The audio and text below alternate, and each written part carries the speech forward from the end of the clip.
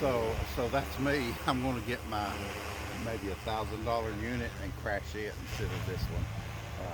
Right. I'd rather learn on my own Have, dime have you than found Have you found anything yet? I've not. I saw some used ones and I should have. That's rough. You know. Thinking that. Yeah, I'm wondering if I'm big on labels.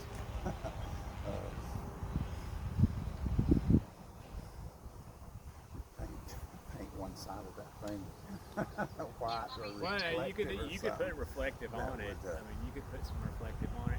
Hey, it's just a matter of just getting used to it. That's the big thing. It took me. When I started doing them like years ago, back in 2014, when I started playing with them, 2013 when I started playing with them, that's what took me longest is just orientating myself with them. And once you get orientated with them and you figure out, oh wait a minute, I'm going that way, and it's a piece of cake.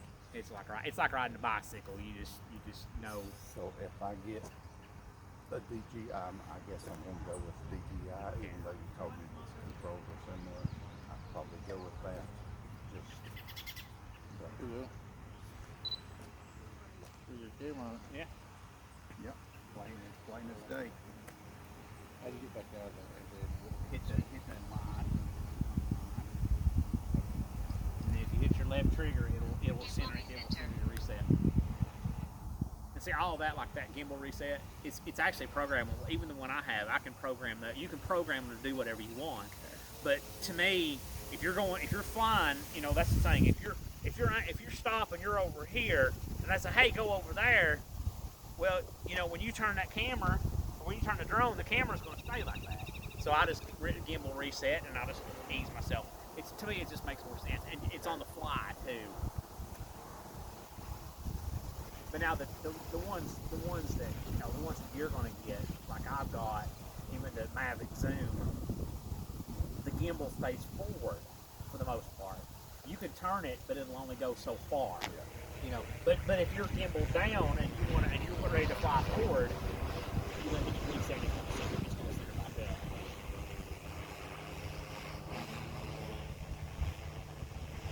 That would have been really nice if they had the FPV camera had a gimbal on it too, and it would stay level with flight. FPV. Yeah. I thought about doing it. But again, that which the FPV toggle is like if you got one for like a just a regular drone, you're going to be seeing what the gimbal picture looks like. So you're going to be level all the time. That one would just mess with you because you'd be like,